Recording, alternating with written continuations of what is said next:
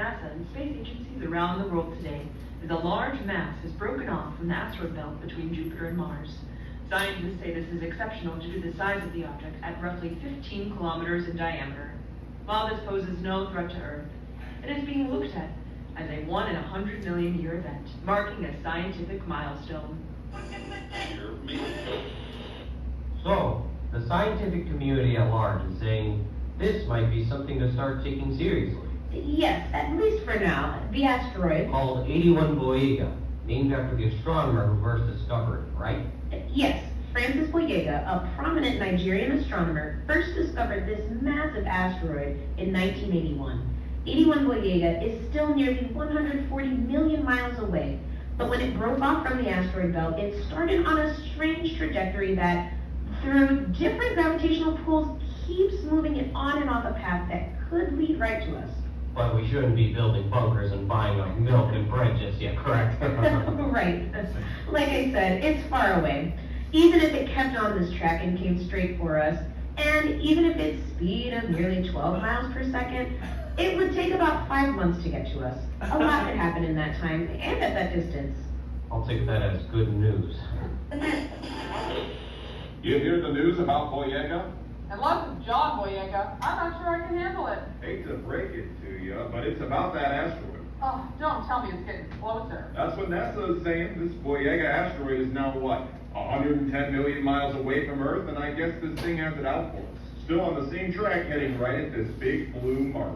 110 million miles? My commute to the station is about 7 miles, and that takes me an hour sometimes. Let me know when it's closer, and maybe I'll start to worry. What is the current thought of NASA and our partner agencies? Well, the WSEO, The World Space Exploration Organization. yes, the World Space Exploration Organization, well, we have been tracking this from day one over 3 months ago. It has veered off track a few times, but the path it sticks to is one straight to Earth. They recently released a statement of concern. It is very concerning. This path, this asteroid, 81 Boyega, it continues to keep its speed and its direction. At this time, we are making emergency plans for interception. Interception? Interception, diversion, destruction. What I can say is that there is in fact a war room over this. World leaders and experts coming together. It's like something out of a movie. You can look at the movie Armageddon, a work of fiction from the 90s, but it is becoming a reality. But we're not planning on sending blue-collar drillers to the asteroid, are we? No, nothing like that, but we are looking at our options. Anyone called Bruce Willis yet? They say we have, what, about 3 months left? Get his butt up there with some mining equipment. Let's get this over with.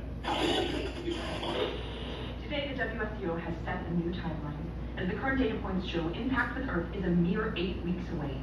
The effect of what we now consider the end of humanity have been ramping up all over the world. Industries shutting down, essentials vanishing off shelves, countries once friendly, now at odds, trying to hoard resources in efforts to outlast the devastation that is sure to come. We urge the American people to hold out hope. Hope for a breakthrough, a miracle, a moment of triumph. We can still make it to the other side. Top scientists are working hand in hand with government officials day and night for a resolution. While infrastructure has taken a major hit, the National Guard has been deployed to keep the electrical grid as operational as possible, keep municipal and city waterworks running, and to keep law and order in full force. That was the U.S. Secretary of State speaking from the Cheyenne Mountain Complex earlier today. While we have lost cell towers, internet data cables have been cut in the acts of war, and society appears to be crumbling around us, many Americans are holding out hope. We will continue to broadcast the news while our radio towers are still up. Welcome to the end of the world, friends. Thank you for joining us here. You may be flipping through the radio looking for news. Well, you won't find that here. What used to be Caleb is now whatever this is. I'm your pal Jay, and I'm here to give you a break from the big rock in the sky, and I'll be playing whatever the hell I want to play. So yeah, you get here with me for the music you do and don't want to hear, and head on out if you want any real news. And I'll be right here when you want to come back. Now for a song that seems to be on everyone's mind lately. That's great, it starts with an earthquake, birds and snakes and airplanes. They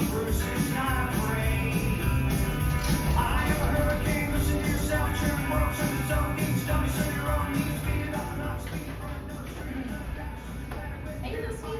How was it today? Oh, it was good. Just letting you know, though, that the power keeps going in and out. It keeps turning the radio on. I was gonna ask about that. Seems like a depressing choice for AA. You know me, just keeping it real. But, yeah, it turns on every time the power surges. It's been pretty annoying. It's not even turning off. No, it just plays for a little bit and then cuts out on its own. Kind of like that. I was gonna unplug it, but I didn't want to miss anything important. You know, it's funny how quickly we all went from being glued to the internet, TV, to the radio. And that became our only connection to the world. I think we're all just looking for community and connection anywhere we can find it. I mean, isn't that why we're still having these meetings? You're right. I just wanted to help others cope the best I could, but also it's for me. I felt really lonely when kids stopped showing up to school. I needed to fill that void somehow. You're doing good work, Alex. Thanks. I feel like the majority of the people that are still coming to AA are doing it for the connection. I mean, I feel like they couldn't care less if they slip up, but if being here is what helps them get through it, then I will be here whenever they need it.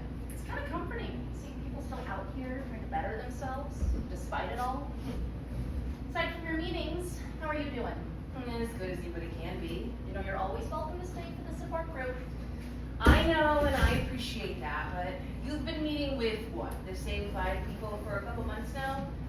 I don't want to throw out the momentum or make anyone uncomfortable. Are you kidding? They would totally welcome you in. It really is a great group. You'd like them. I will think about it. Join us tonight. I can't. I have plans. What's better than getting emotional with me and a bunch of strangers? Bowling. Bowling? Yeah. One of my regulars told me about this alley. I guess some of the folks got it up and running after the owners abandoned it. And yeah, Oh, so they just hang out there and let people bowl? pretty much. Yeah, they let anybody come in and escape the chaos. And oh, sometimes they even get food going and give it out. Huh. I love how resourceful people are starting to get. Anything for a taste of the old days. Which, speaking of taste, there is plenty of coffee left over, so please offer some up to your group. That's lovely, thank you. I wanted to bring something for everyone as well, but this is the only thing I haven't served us. Aw, juice boxes? I had a whole closet full of these in my classroom, so yeah, juice boxes. Alex, your intentions are good, but I think your folks would appreciate the coffee. Just tell them that it's a gift from their friends in AA. Of course. Thank you. All right, well, I will get out of your hair before folks start showing up, and I don't want to scare anybody away. You're not gonna scare anyone. Just stay, at least for a little bit. You don't have to stay the whole time. I'm so sorry. I can't hear you. What was that? I have to get to bowling. Wait.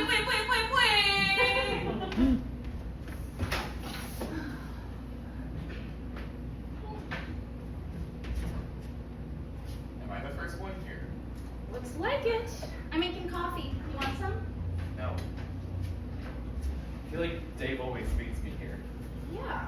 You know, he usually gets here even before I do, but today was just Lucy from AA still hanging around when I came in. Oh, yeah, I saw her on my way in. She was yelling something about bowling. Yeah. She's going to some bowling alley that's still up and running. You ever bowl? What am I thinking? Of course not. Wearing rented shoes, sticking my fingers in the holes of a strange ball, and sitting on those greasy chairs that always seem to be covered in grimy fingerprints. Yeah, not in a million years. Sorry I asked. You're right. I'm really a Ben-friendly sport. Ugh, gross just thinking about it. Yo, Alex, Ben, how the hell are ya? Another day, living in the moment. Yeah, something like that. Doing all right there, Benny boy? Yeah, I'm just thinking about bowling. Got it. Not gonna ask any follow-ups there. Anyway, look, I brought donuts. Where did you get donuts? Is this a Dunkin' box? There is no way you found a Dunkin' Donuts still operating, let alone making donuts on site. That is true. No, I had some stuff in my kitchen. These are homemade. Found this old Dunkin' box in an alley and wanted to spruce up my presentation. You found that box in the trash? Yeah, it was clean. Oh my god, I'm gonna be sick. Oh, Ben, it's not that bad. Oh. That's pretty gross, even for my standards. Ben, it's okay. The trash donuts, they can't hurt you. Crissy, can you get those away from him? Sorry, I just wanted to do something nice for the group. I appreciate your gesture, Crissy. But those donuts are gonna give me an infection. Okay, I'll put them over here. I'm sorry, Ben. I really am. Crissy, can you make yourself useful? Clear the board, write a mantra out. Yeah. Thank you. Yeah. I could never. What? AA? Oh, AA now to keep up with sobriety in the face of death. Well, it's called discipline, and you know you can't just abandon your morals at a time like this. If you did, you wouldn't be coming here. Yeah, but like, you don't want to have a little fun before it happens? People go to AA for the same reason they come here. They want community with others. They want to better themselves, though. You two know Lucy, who runs the AA group? I keep trying to get her to stay for one of our sessions, but she doesn't want to. Thinks it might be weird to join us since we've all been meeting for a while. Oh yeah, she seems nice. You should totally join. I don't know. She likes bowling, so that's a red flag. What? That's not a red flag. Yeah, still not gonna ask about that. But yeah, I met her one day when I came in early, and she was in here talking with Dave, but then left pretty quickly. Speaking of, where the hell is Dave? He's usually in here writing this out before any of us show up. I don't know. I expected him to be here when I came in too, but this is the end of the world. We're all allowed an excuse to be late once in a while. Yeah, I guess. It just seems weird though, right, Ben? Kind of. Hi. Mary! How's it going?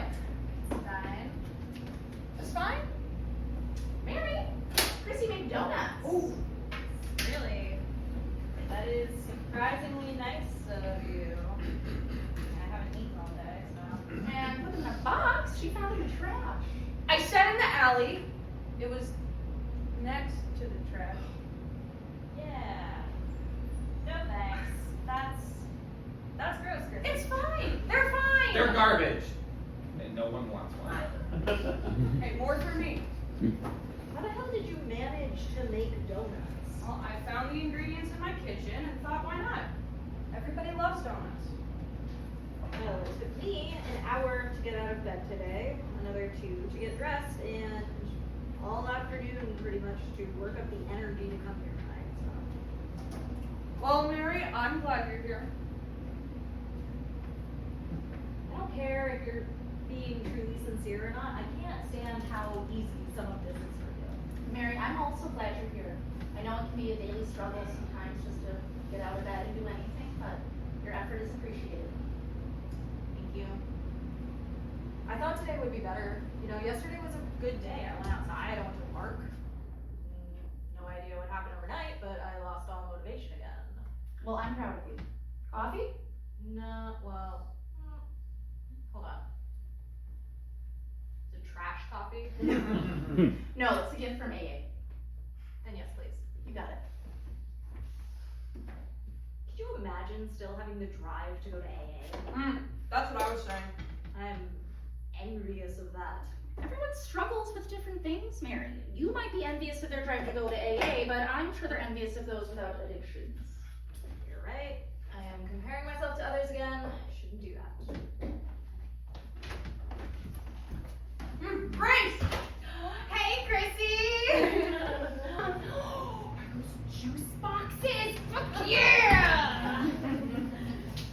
Hey, everyone! I made donuts. Have one. Be warned, the donuts are homemade. The Dunkin' box is a discarded relic of the past, found in the trash. I mean, in an alley next to trash. Don't care. They're delicious. Oh, thank you! I'm glad someone here appreciates my efforts. I mean, you could have given me an actual relic of a donut well past its prime, and I still would have devoured Oh it. my god, you're gonna make me sick. Sorry, Ben. It's just so nice to have a little taste of the past. I mean, gross as it is, it's not like it's gonna be the thing that kills us. Mary, Grace, what do you say about your dark humor? Sorry. I thought it was funny. Okay. So we're just waiting for Dave, and then we can get started. Oh, yeah. Where is he? I'm always the last one to show up. This feels weird. He's usually in here growing out with Crissy over something stupid. Now Crissy has no one to mess with us. Dude, I'm right here. It was just a joke. But seriously, it It is a little weird that he's not here, right? You know, I did sense that something was off with the energy today. Yes. The world has ended, okay? He's allowed to be a little late. We'll give it a few more minutes and then I'm gonna lock the door. Do you think it's still a safety issue, leaving the door unlocked? Well, I just like to make sure that we're all comfortable being vulnerable in a space. We don't need someone walking in because they smell fresh coffee. Or donuts. No one wants your donuts. Oh, Mary, but they are so good. You should try one. She made them extra sweet. We'll go to lecture. God, no. Oh, so rude. What you did should be a crime, Crissy. Fuck the police. Okay, chill out, everyone. What is that? Shit. Lucy said what's happening. What's happening? How is her name? Radio acting weird? Can't you turn it on? I'm trying. Oh shit. Did the radio just hear me? That was spooky. How did it know to play that song at that time? What if the radio is listening to us? What else does it know? No conspiracy theories, Grace. Like the rest of our failing infrastructure, I'm sure it's just something with the electric company. It knows! Just unplug it. I want to keep it on. Sorry, I want to keep it on in case, you know, breaking news or something important comes through. Lucy said this was happening all afternoon. I don't think there's anything we can do about it, so just be ready for that, I guess.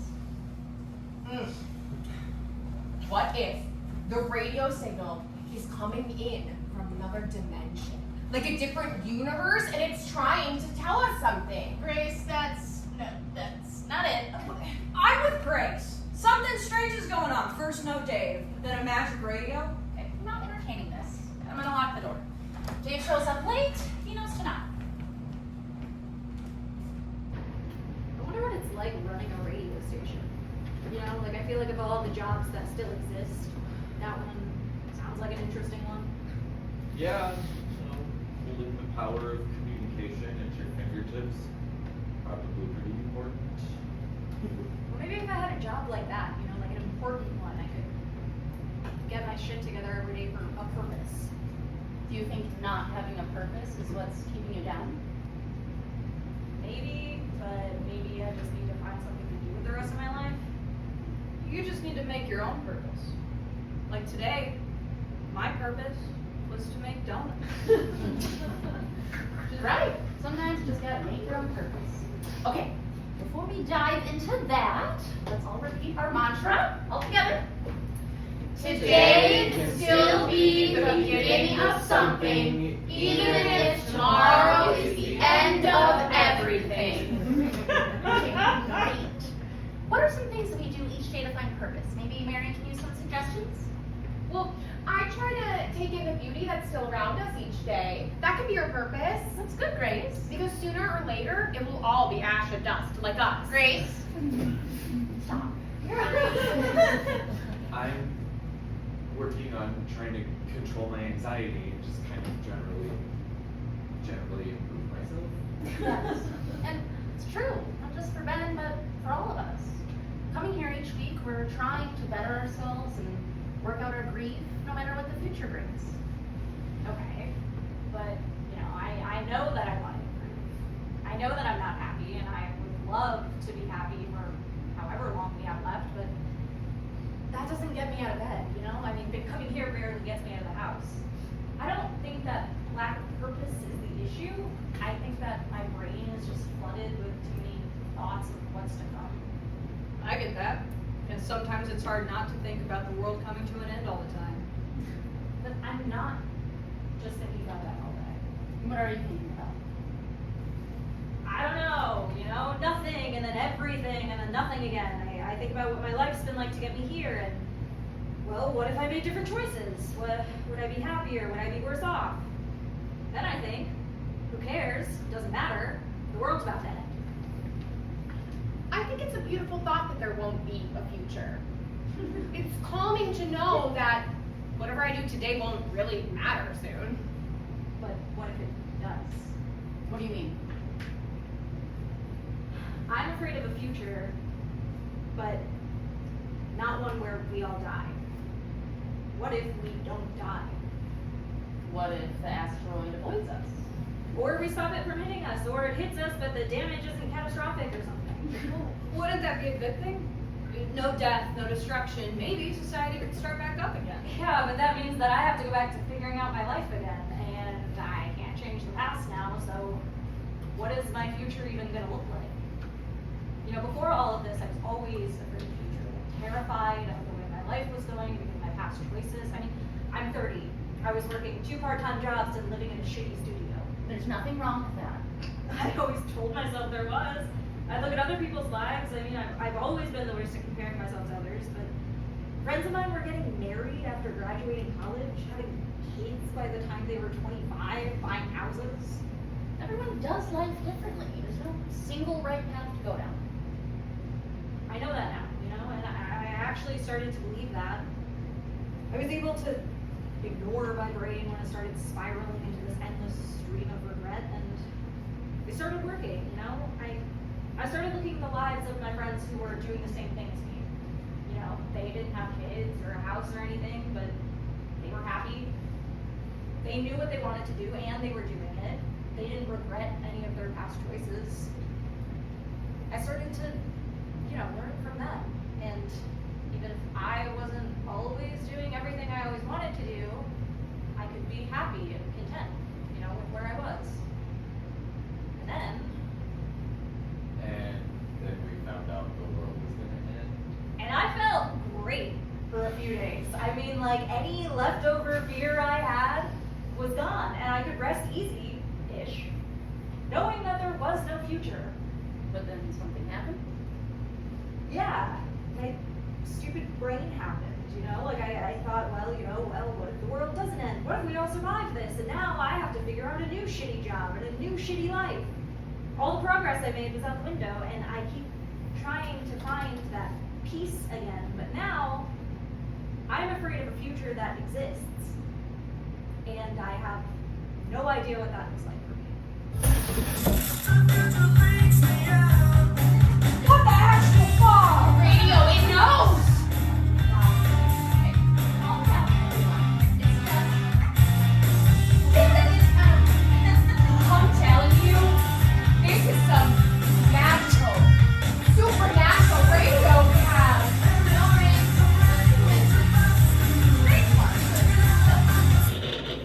See?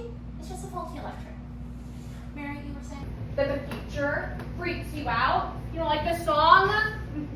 Yeah, at least one where we don't all die, and I feel like most people would be thrilled by that, and I'm not.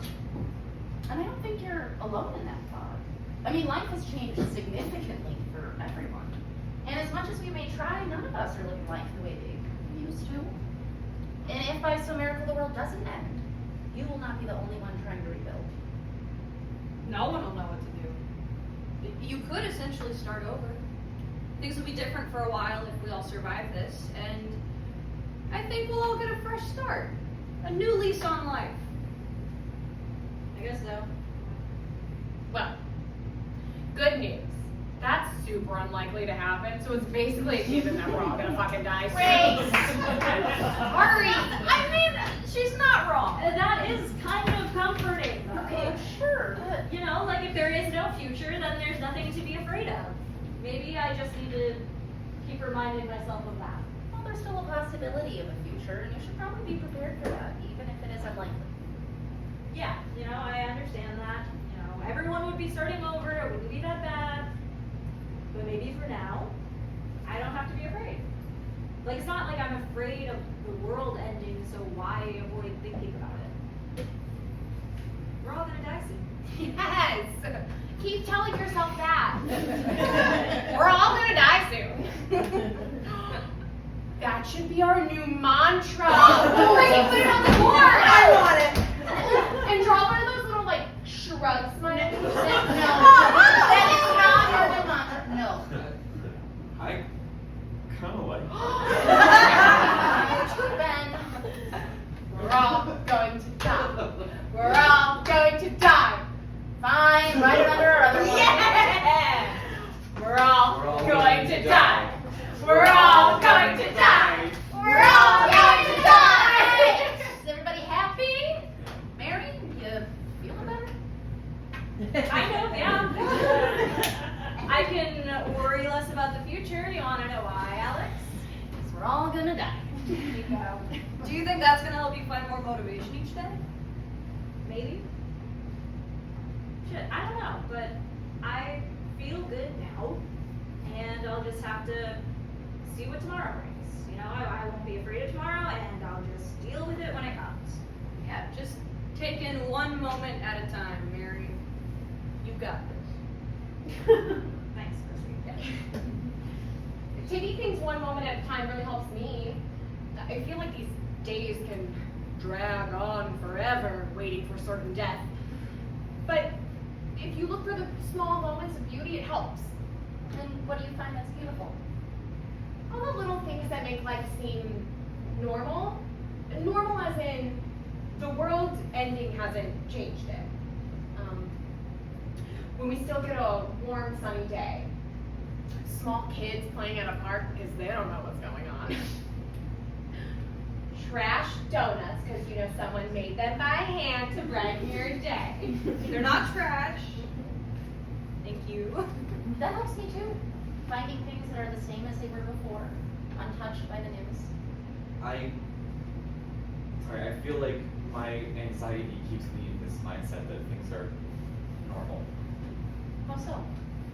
Well, like, before we found out the world was gonna end, I was nervous about everything. So, like, going out in public and meeting new people and germs. It's always so nervous about germs. You still are. Exactly. So, yes, I am very nervous about the world ending. Like, what is that gonna feel like? Like, am I gonna feel it? Are we gonna feel it? Are they gonna let us know it's coming? Are they gonna give us any kind of warning? Or is it just gonna take us out and then what? We're spinning out there. Right. So all of that. But then I'm also still nervous about everyday stuff, like if people in public are looking at me weird, or like if my clothes fit me right or not, or if I just put my hand in something sticky, and if I did, is it sweat or snot or spit? No, gross. Sorry. The point is, I'm still anxious about all of the same stuff that I was before. And before you dig into me about it, Alex, I'm working on it. Still, every day. Just because my therapist is gone doesn't mean I've forgotten everything she told me and that I haven't stopped trying to apply all of that to my life every day. Your therapist is gone? Yeah, she went to California. First sign of trouble, she just left. Said she wanted to live out the end of days in the sun and go surfing. So we would talk a little bit from time to time, like until the cell towers went out. But last I heard, she was in LA. In LA, Like where the tsunami hit a few weeks ago? Yeah. Yup. And I don't think she got out in time.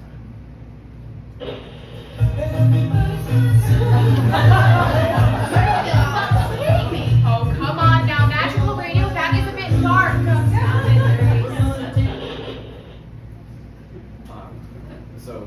So yeah, when I say gone, I mean, I think my therapist is probably just dead now. I'm sorry, Ben. Gonna happen to us all anyway, right? Not like I could even talk to her anymore. That's what gets to me sometimes. What does? Not being able to communicate with people. All we can do is use the radio, but I don't have my own communication tower. Not like anybody else would either. You know, it makes me regret not getting into ham radios. Did you want to? There was a ham radio club at my college, but no, I really didn't. I mean, who thought that hobby would come in handy? Yeah. But like, your therapist could be dead. Or she could be thriving out in Colorado for all we know. But wherever she is, I mean, she might as well be dead to you. Or us, you know, if you can't even talk to them or get any news about them. So that's it? You just don't think about anyone outside of your bubble? Why would I? I have no way of knowing a single thing happening to an individual 100 miles away. It just seems pointless to try and think of if they're okay or not. I'll never know the truth before it's all over for us anyway. So. Crissy, you grew up up east. Do most of your friends and family still live out there? Yeah.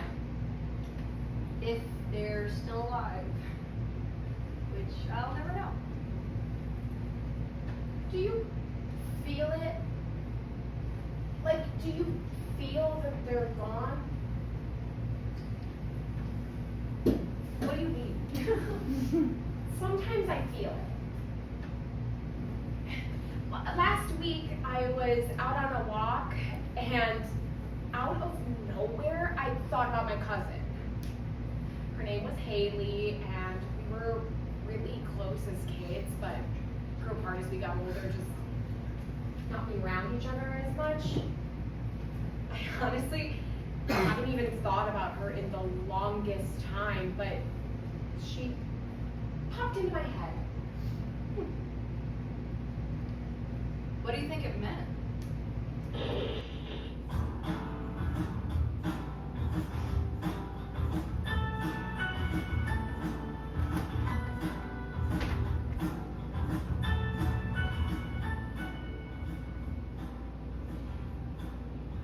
I think it means she died. Oh, I think it means that her spirit was saying goodbye to me for the last time. And it's happened before with other people. I'll be out on a walk or sitting in my yard, and then I think of an old friend or a teacher. It's always so random. Someone I knew years ago who hasn't been in my life for a while for one reason or another. You know, we grew apart, our lives took different paths, or we just can't text or call each other anymore. The memory is always a good one. And I find myself smiling, like a birthday party we were both at, or a school trip we were on together. I love these memories when they come up, but in my own gut feeling, I know that means that someone I love is gone. And then I find a flower. No matter where I am, I always notice a flower nearby when someone pops into my head. That's how I know. Last night, I had a dream about my mom. This morning, I woke up and in my kitchen, there was this jar that I had put some wildflowers in that I plucked a while ago. All of them were drooping, except for one. I don't even remember picking it, but it was a daisy, standing tall. I knew right away. My mom must have died. That was her favorite flower.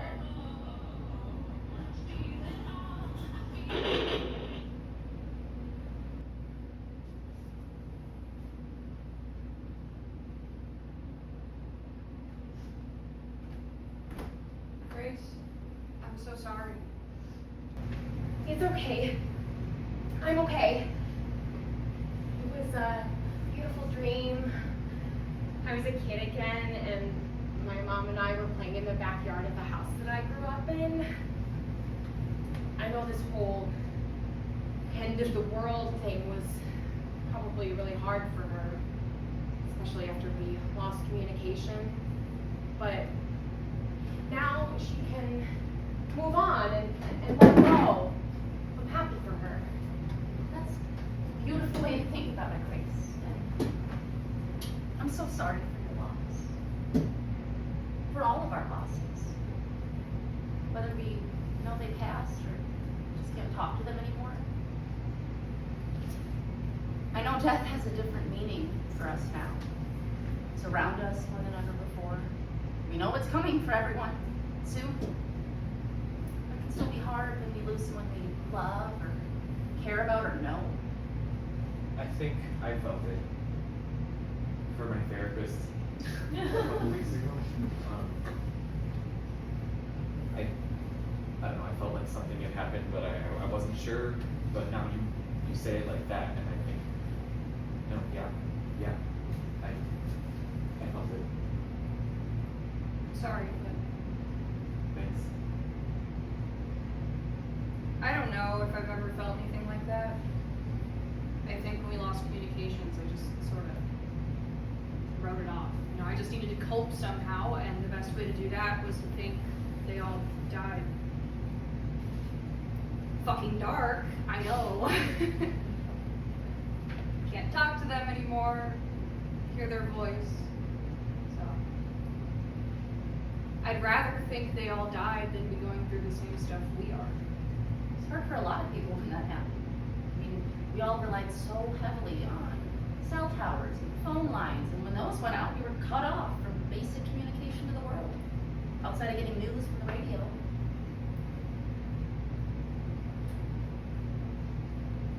Can we have, like, a mini funeral for, you know, everyone we think we lost, or like a moment of silence or something? Oh, Mary, I love that idea. Yeah, I think we could do that, just a moment of silence. Is everyone good with that? Yeah. Of course. Oh, but hold on.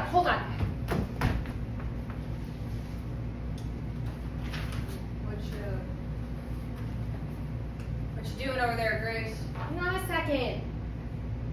It's gonna be great. Okay. Trust me.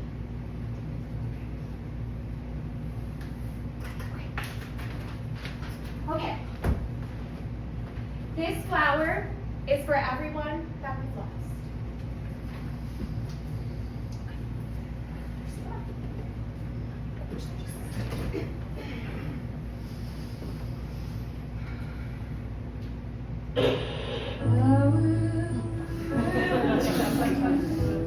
Oh my god. Magical radio. Just go with it. Be quiet.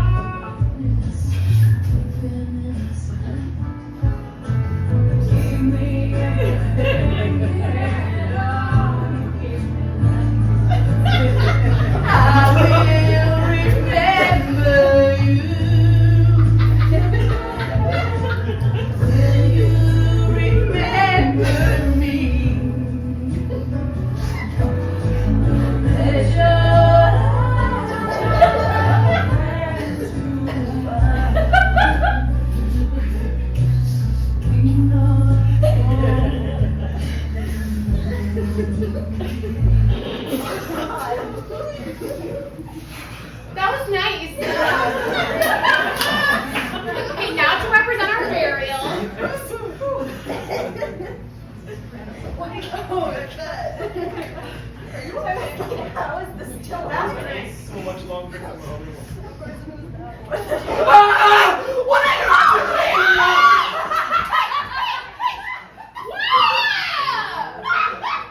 Chris, what the hell? What? What do you mean? We needed to send this flower on to the other side. Cremation seemed appropriate because it's what the asteroid will do to all of us. Grace! This school is so old! These walls are probably covered in flammable lead paint and stuffed with asbestos. I don't want to go out any sooner than we have to, okay? I thought it was beautiful. Thank you. Hey, new rule! No setting things on fire! Burn whatever the hell you want far away from here. But Ben's probably right. This entire place is probably coated in flammable chemicals. Not to mention shoddy electricity. Let's just sit back down and reflect on that.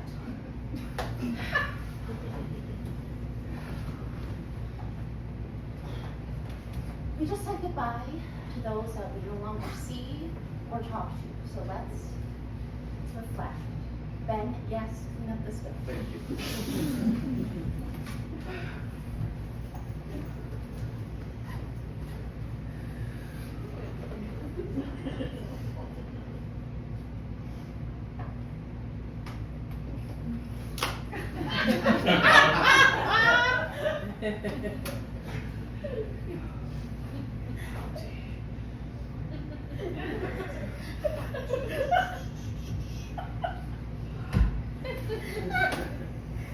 Ben, did you just pull cleaner out of your backpack? Yeah. So what?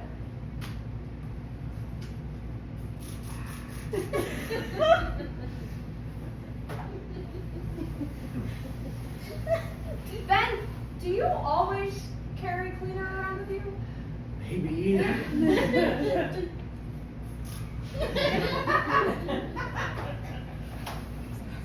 Ben, is your backpack just full of cleaning supplies? Yes! Crissy, my backpack is just full of cleaning supplies because I am always prepared for a mess like this. So I carry around gloves and paper towels and all-purpose cleaner and sanitizing wipes and hand sanitizer and one of those stupid little desktop vacuums you use to suck the crumbs up out of the keyboard from your computer. Any other questions? Just asking. No judgment. Can we please get back to our silent thought practice?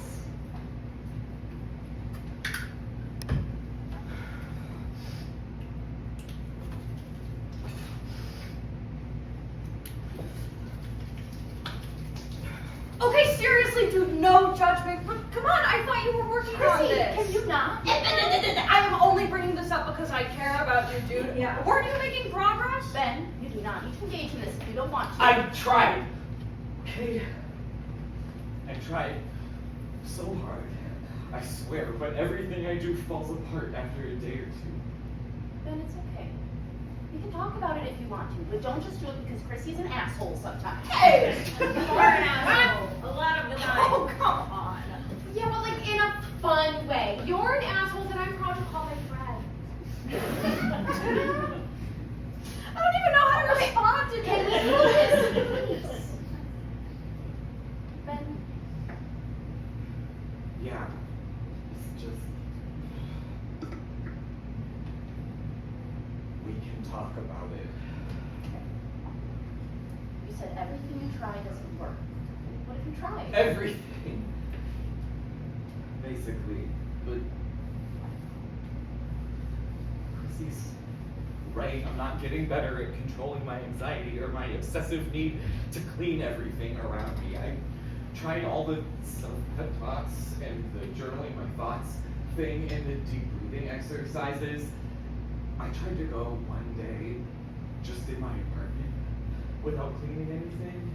Did you do it? I lasted 1 hour.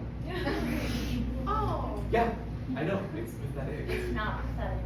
It sounds like you're at least trying. That's something. It doesn't feel like something, it feels like failure. Every time I feel like I'm making progress, this other thing takes over.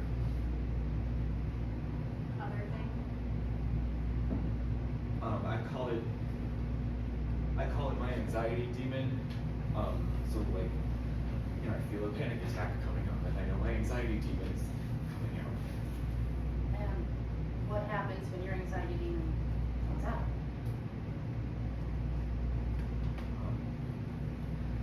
I lose control of my mind. And I shake, and I cry, and I crumble to the floor, and I look up, and I see it. And it's me, or it's some version of me. It's like I take all of the worst parts of myself and manifest them into this horrible thing that just floats above me, laughing at me and mocking me. And I call it my anxiety demon, but all I can see is myself. And I cry out for it to leave me alone, but I can't even hear myself scream, because all I can hear is this thing laughing at me and taunting me, and then it turns into this buzzing. Like this high-pitched frequency that I can't get out of my head, and it just freezes me. I just can't move, and I can't do anything but lay there and close my eyes until it's quiet.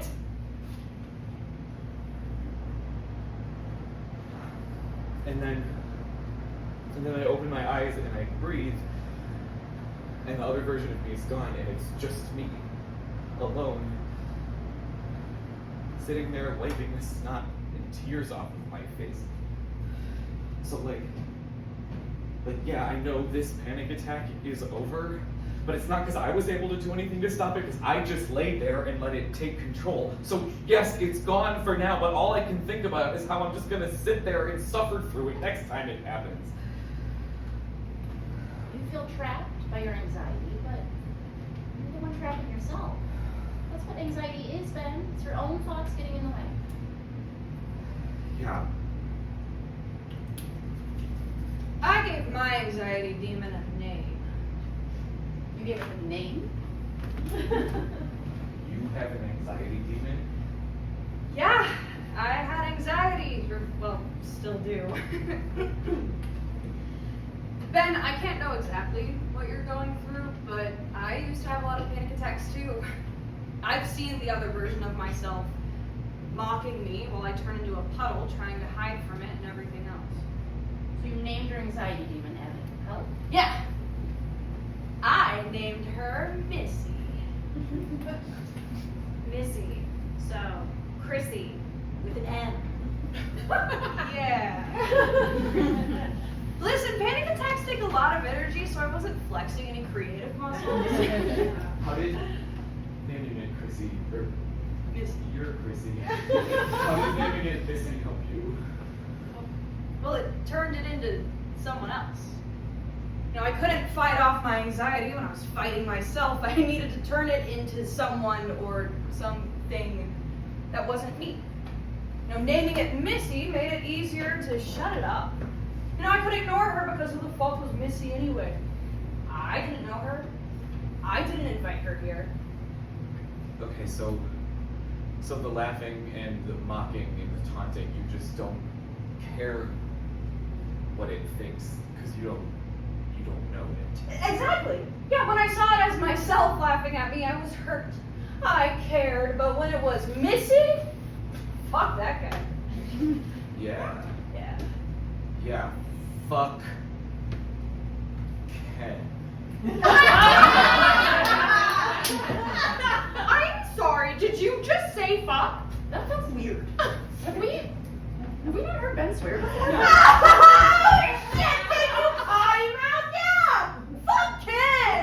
So it's just Ben with a K. Then why does that feel so good? Well, saying fuck or... Yes. But also calling it Ken. Well, you're taking away its power. You're taking control over it. Who cares what Ken thinks of Ben? We don't know you, Ken! Yeah. Fuck you, Ken! Hey, careful, you're not used to having a drink. No. And I usually just say dang. Or Shit.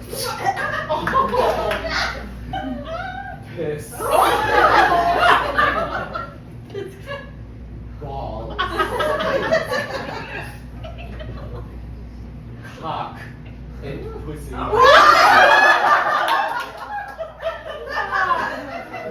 Cursing is a great form of stress, it really is. Say fuck again. Fuck!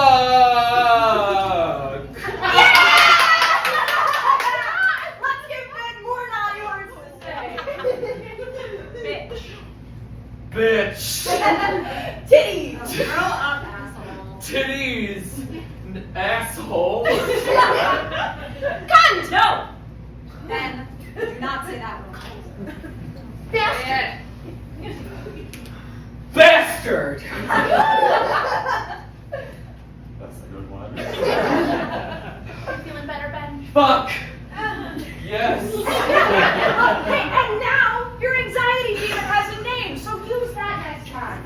When Ken shows his fucking face, just look at him like he doesn't matter, because he doesn't.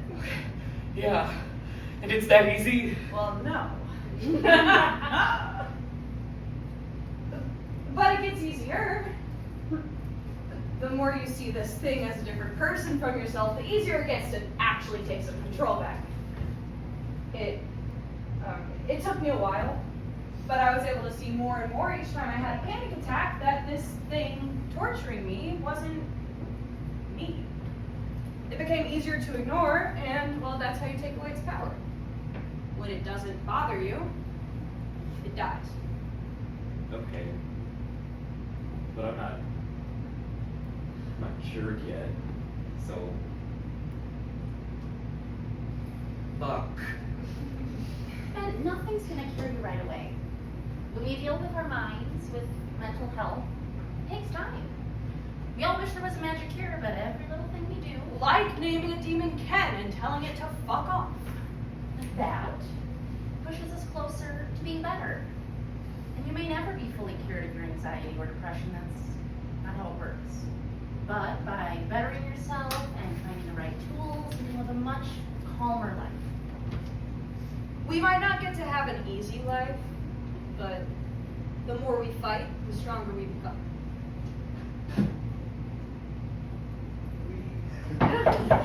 Oh shit, that must be Dave! I will see who it is. Can we help you?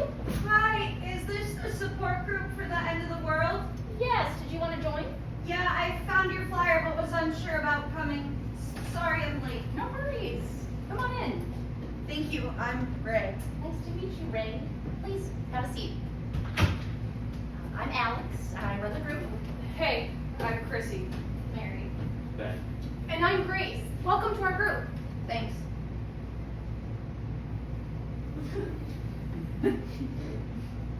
So am I supposed to say something else, or? No, sorry. You're good. It's just, it's been a while since we've had anyone join us. It's been the six of us for a while now. Well, Dave's not here today. Dave? Yeah, Dave is cool though. You'll like him. So, what brings him here to us today? Well, I found your flyer in my brother's room when I was looking for something, and I just thought, I don't know, maybe I should go. No, please, stay. Everyone's welcome here. You can just sit and listen. You don't need to feel pressure to talk, unless you want to. I don't. It's all good, Ray. We like making new friends, don't we, everyone? Absolutely. If all of us were strangers here once, you'll be a friend in no time. Ooh, donut?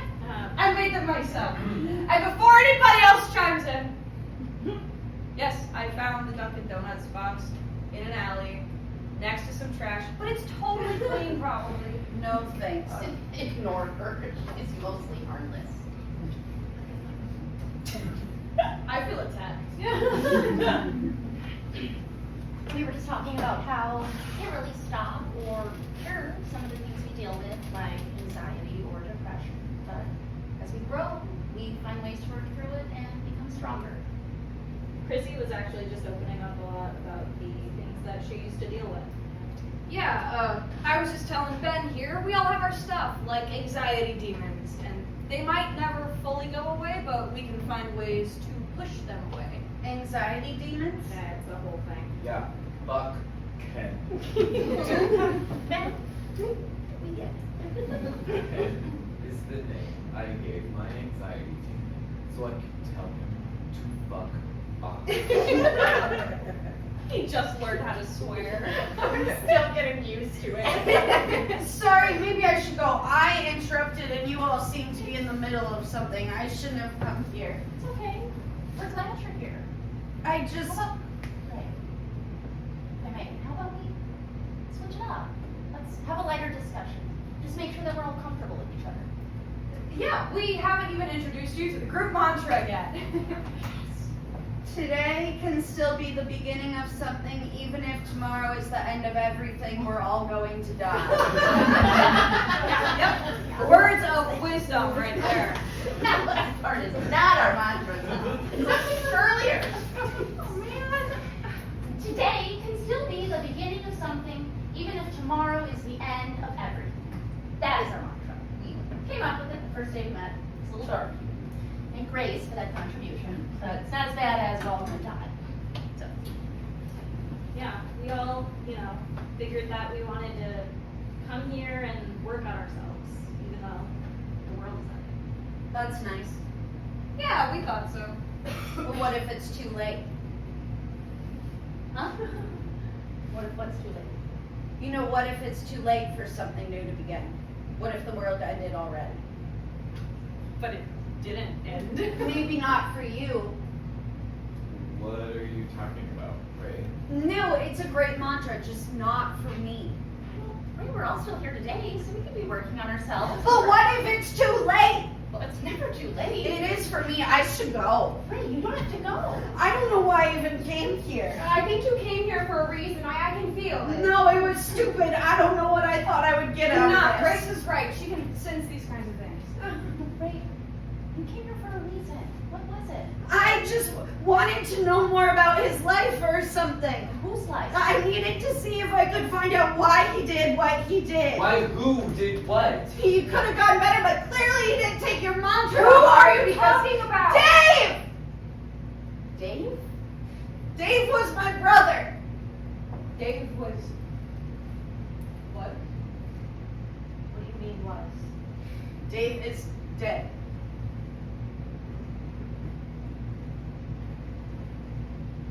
What?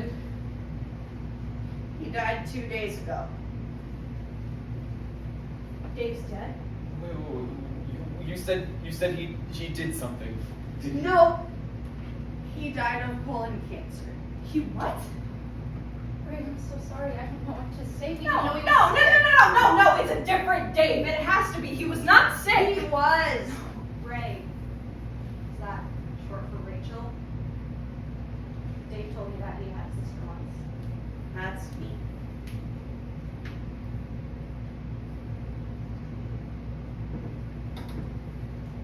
He was sick. Okay, I know that we're all in shock and we have questions, but let's just let Ray only share what she wants to share. I'm sorry. I just...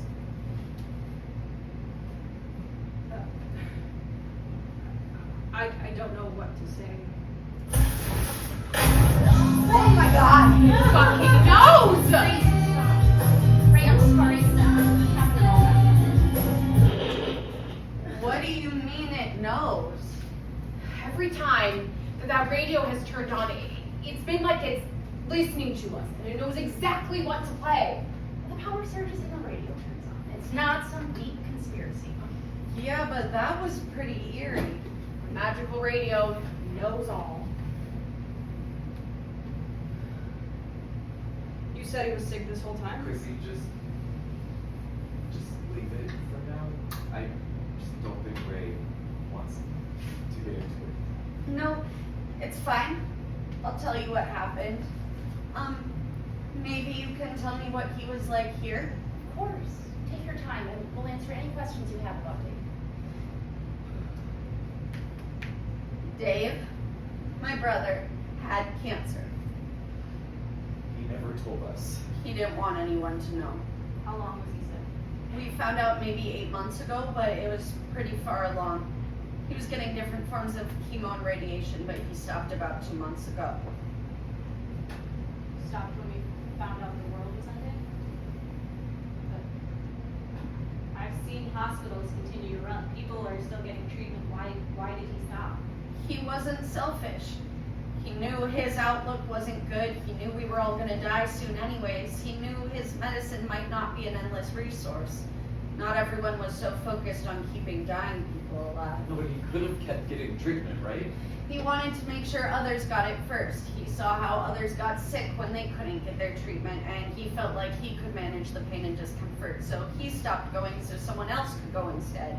He thought maybe if he took himself out of line, then someone else could move up and not have to suffer before the world ended. But if he stopped going, how did he keep that a secret from us? I mean, he never looked sick or acted out of sorts. He knew he would probably die quickly if he didn't get chemo, but he also knew he wouldn't suffer as much. He didn't look sick because his outward symptoms weren't bad, but inside his body was fighting so hard, everything was shutting down. And then it did. How did you find out? My parents moved in with him when he got sick, just helped with getting him to and from treatment. The other day, my dad came over to see me. And as soon as I saw his face, I knew. I'm so sorry, Ray. We knew it was coming. We knew any day it was gonna happen. It's crazy knowing the world is about to end, but at the same time knowing someone else is gonna die before you. The end of the world didn't matter to us, only Dave did. That's why everything was off today. Did you feel something, Chris? Did you have a Dave thought the other day? No, I didn't. A Dave thought?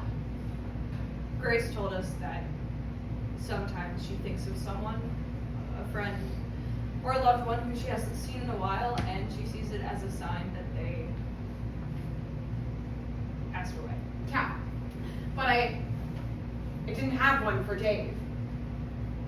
I mean, the energy was off today, but I didn't know that this was why.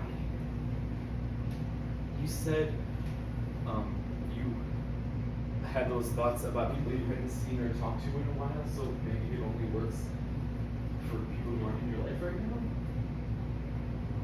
Maybe. Maybe you think about them all the time already, you know, so a random thought or memory wouldn't seem out of place. I don't know about you guys, but I feel like I'm always thinking about Dave, you know, about everybody here. I won't speak for everyone, but this is kind of all I have. And Dave was a really great guy to have around. Ray, he told me about you because he said that I reminded him of his sister. In a good way, don't worry. But he said that you were always the rebellious one. You know, you did your own thing and you made your own rules, and no matter what anyone said to you, you had to do it your own way. He said that you were the type of person, if you were told, don't touch the stove, it's hot, you'd have to touch the stove anyway. You know, it's not because you didn't believe that it was hot, it's just because you had to learn in your own way, you know?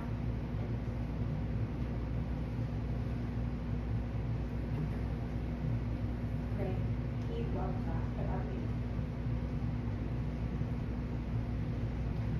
Mary's right. I did think about him a lot.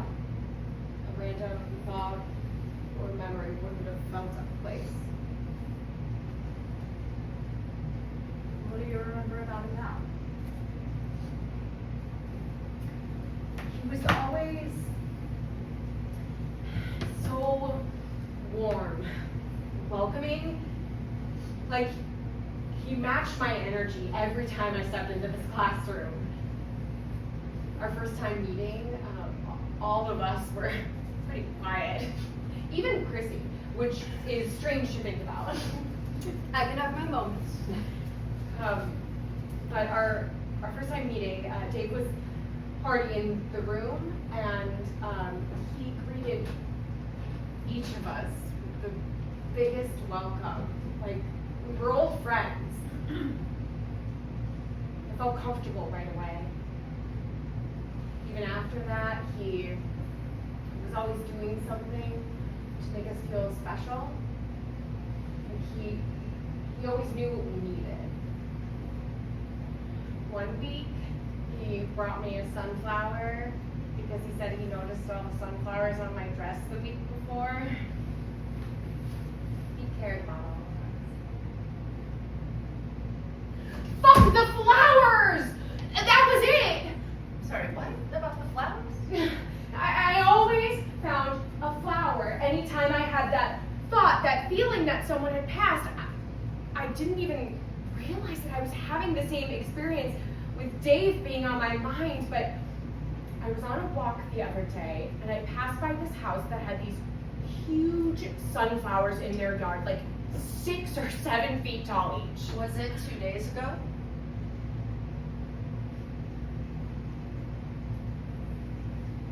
Yeah. Dave also loved sunflowers. When we were younger, our mom helped him plant a couple in the backyard, and each year they'd come back bigger than before. He loved them because he grew them. It's really sweet.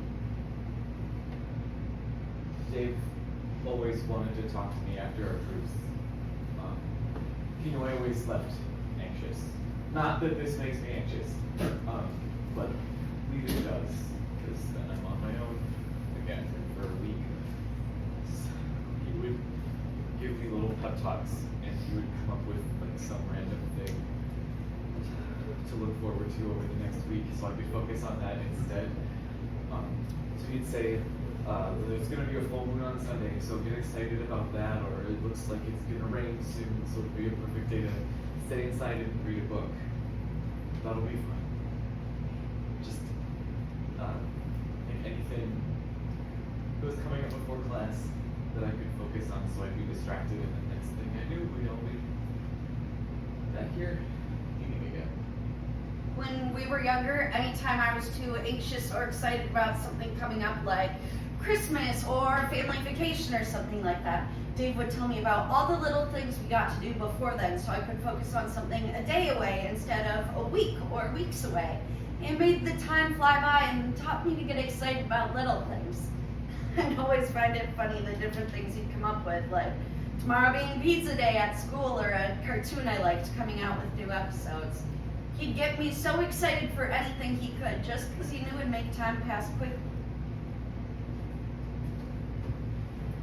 Dave made everything okay for all of us. I mean, he spent so much time with each of us. He spent so much time with me.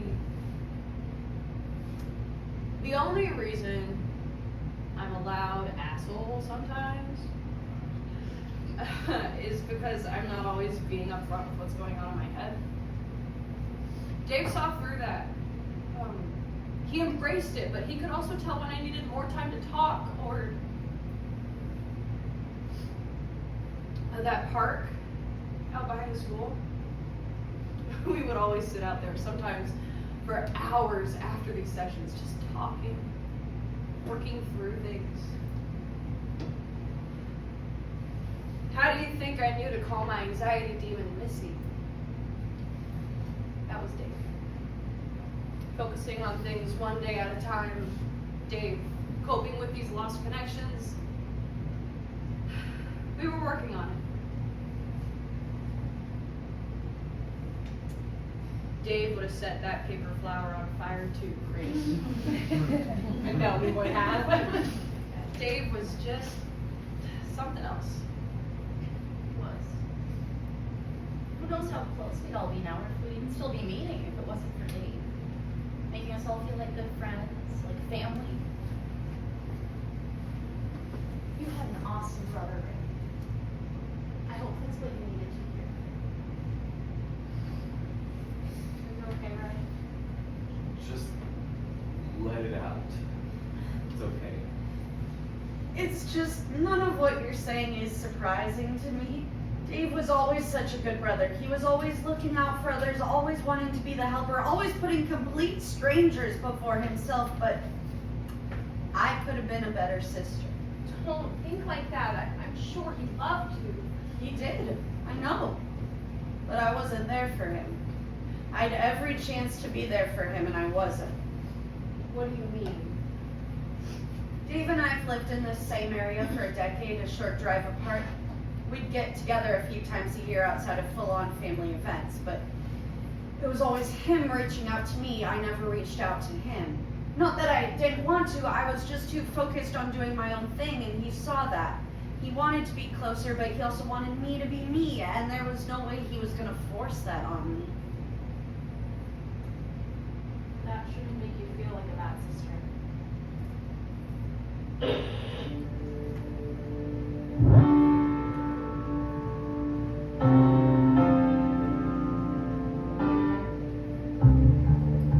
But I do. I think I was. Dave wanted more of a relationship, a friendship with me, but I was just too busy doing whatever. When he got sick, I'd come over. At first, I'd sit with him, but he was always too tired after chemo to talk, so we'd just sit and watch TV. It was hard seeing him like that. When my parents moved in, I started coming over less and less, once a week if that. I'd make up excuses that I had to work or already had a commitment to something. Sometimes I just wasn't sure if I could stomach it. Seeing him sick, you don't realize the toll chemo can take on someone until you witness it. The chemo was working, but he was exhausted from it, and I distanced myself because I didn't want to deal with it or think about it. When we found out the world was ending, we all went through our own feelings and grief about dying, but when we moved past that, when Dave told us he was no longer going to get treatment, I grieved for him again. I knew he would die soon, and I think trying to cope with that, I just convinced myself he was already dead. I grieved his loss while he was still here. And then when he stopped his chemo, he had more energy, more life. You all saw that. I never saw anyone with more life. For the first time in so long, I could spend time with my brother. And I mean actually spend time with him. We could talk or play games or go on walks. I could pretend like my brother wasn't in pain and wasn't about to die, but I did none of that. I was mad that he didn't want to get treatment and die along with the rest of us, but then I would get over that, and I would just be so sad we were going to lose him sooner than everyone else. And again, I grieved him like he was already dead. So I just stopped coming around altogether. I stopped checking in on him. I avoided seeing my parents. He was already dead in my head, so I wasted all that extra time we had together. And he died for real, without getting to say a real goodbye, without telling him how proud I was to call him my brother. I didn't tell him how much I loved him. I wasn't there. That's why I feel like, why I know I was a bad sister.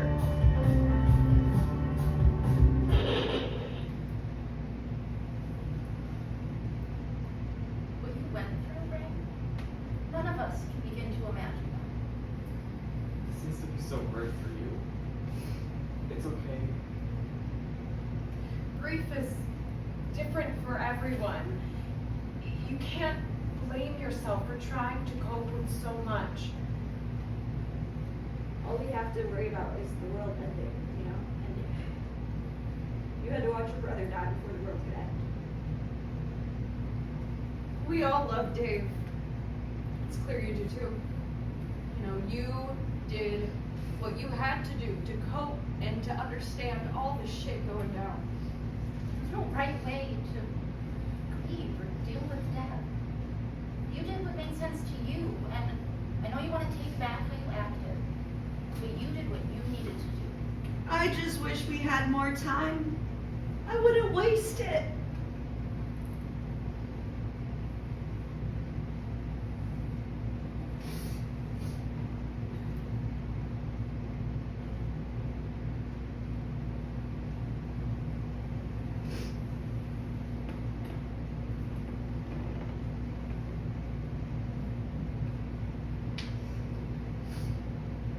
He loved you. If there is one thing I can take from my time with your brother, it's that I'm sure he knew you were doing your best and all you could. He wouldn't be mad at you. Not at all. Thank you. I'm glad you came today, Ray. glad you're here.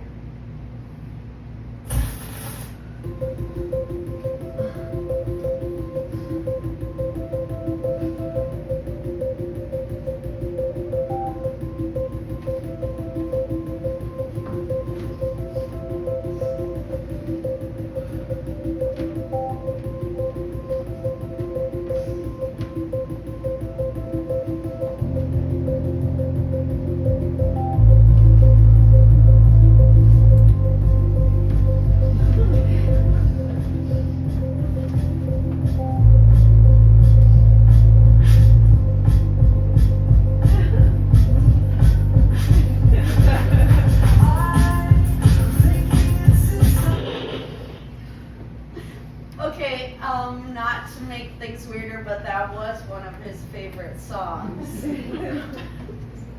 Alex? Yes, Grace. It's totally a magical radio. I mean, come on. Dave's favorite song just happens to come on like that? I'm ignoring you. I believe you, Grace.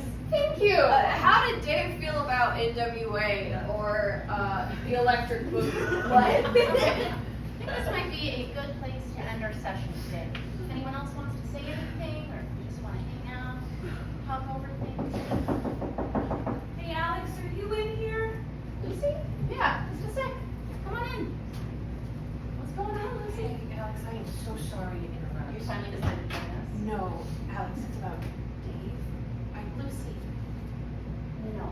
That he, Yeah. Lucy, this is Ray. Dave's sister. Hi. Oh my gosh. I am so sorry. Your dad just found me to tell me the news. Wait, my dad? Did you know my brother too, and my parents? Yes, but I didn't know that his sister was coming here. It's my first time. I wanted to, I guess, find out more about my brother. Your brother was in my AA group. He had been coming to AA for a while now. That's why he was always the first one here. Alex, did you know that? I had no idea. He didn't want anyone to know. He asked me to keep that private. How long was he coming to AA? I mean, I knew he had to stop drinking when he got sick, but I didn't think he had a problem. I guess that shows just how much I knew about him. Well, that's when he started, about eight or so months ago. I remember when he first joined, he mentioned being sick. He just didn't go into detail, just that he had to stop drinking. And everyone has their own reasons for joining AA. And he said that he didn't want to slip up. He didn't want to put his health at risk anymore. That makes sense. He never told you what happened though? No, just that he was sick. I met your parents a few times. They used to walk into class sometimes, so I just learned that your dad was out looking for me and learned about the cancer and how he stopped getting treatment. We didn't know either. Well, we had no idea he was sick. Ray found her flyer in Dave's room and wanted to see what we were all about. She let us know what happened. Your brother was a shining light in AA. I mean, when we found out that the world was ending, I was worried that he would stop showing up. I mean, so many others did, but I was wrong to think that. He kept coming every day. Dave wasn't one to give up that easily. I wasn't really around him much lately, even after his diagnosis. I was worried when he stopped showing up. It really wasn't like him to miss a meeting. That's why I was hanging out here earlier, Alex. I didn't want to let on that I was worried about someone in your group, but I thought you might have some information, and I just couldn't come right out and ask. He never wanted anybody to worry about him. I'm sure that's why he kept things so separate and secretive. You know, he talked about you a lot, Rachel. He never wanted to call me Ray. He was the only one I let call me Rachel. Not even my parents can get away with that. I'm not sure what he said about me, but it's not like I was a great sister, so. The way that he talked about you and what he said about his family, he did not feel that way at all. he'd share memories of the two of you growing up, and he said that those were some of his favorite memories. It's what helped him get through it. Sounds like he really cared about me. Well, he loved you, Rachel. And he loved all of you. You know, I could see a change in him when he joined this group. And he was happier on the days that he had the support group to go to. He created something really special here, Alex. Hey, Lucy, you guys meet in here through AA every day. Is there anything in this classroom after you guys besides the days that we're in here? This building really is a ghost town. There used to be a lot of other groups and meetings when we first found out that the world was ending, but they must have all fallen off. It's really just you guys and AA. There is this group that meets on Sundays though, right before us, but it is just a bunch of improvisers. Oh, now that is some medication I cannot wrap my head around. Those are the days that I show up right before class. I do not want to hear another round of sex with me is life never again. Ooh, sex with me is like an asteroid heading for Earth because it ends in a fiery explosion.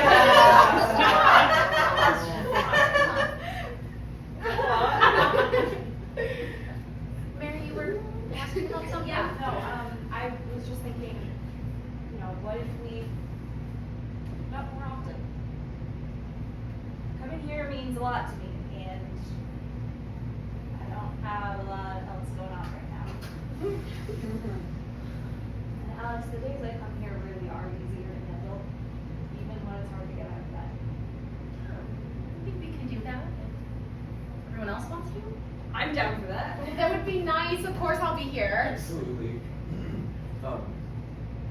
Ray, do you want to come back tomorrow? Yeah, I think I do.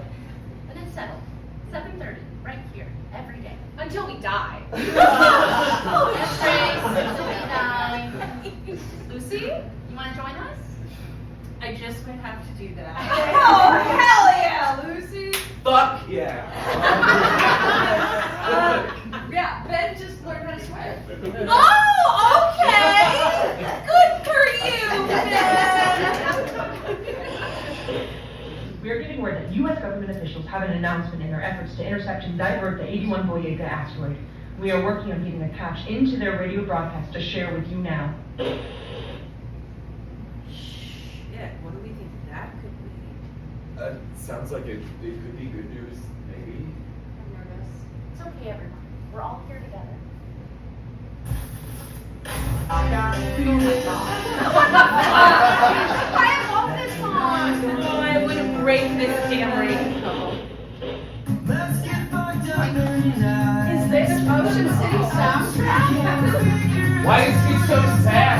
The second MCS song is DJ who played right. Just like that.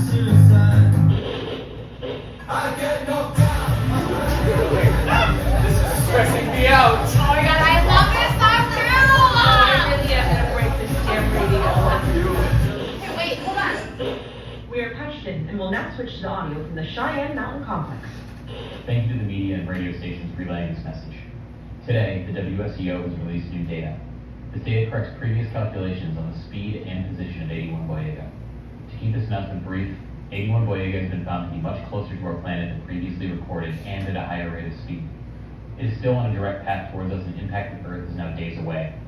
Efforts to intercept or divert the asteroid are no longer feasible with this new timeline. We ask that the American people make any accommodations they're looking for, and please remain calm.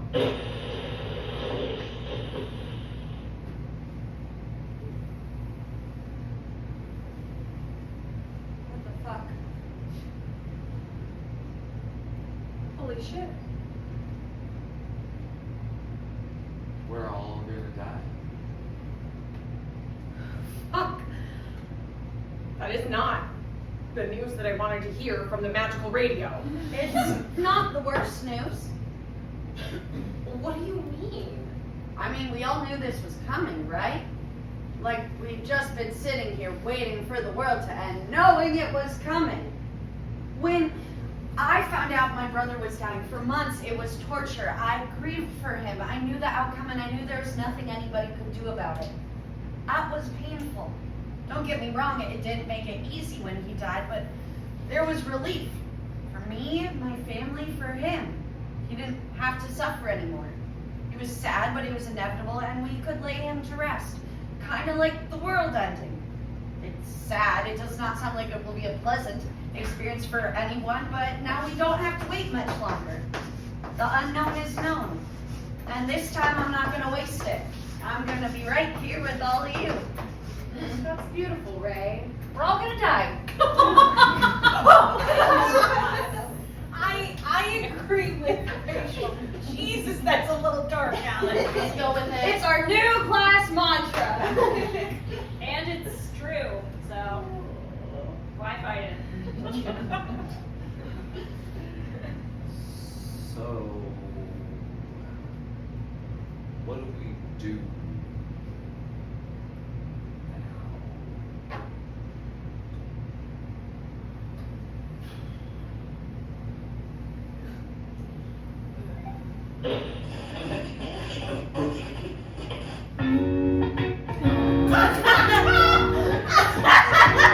I love this song. My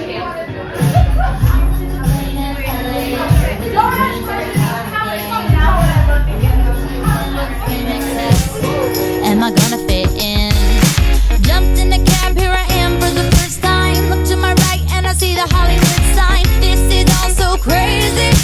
Everybody seems so famous. My tummy's turning and I'm feeling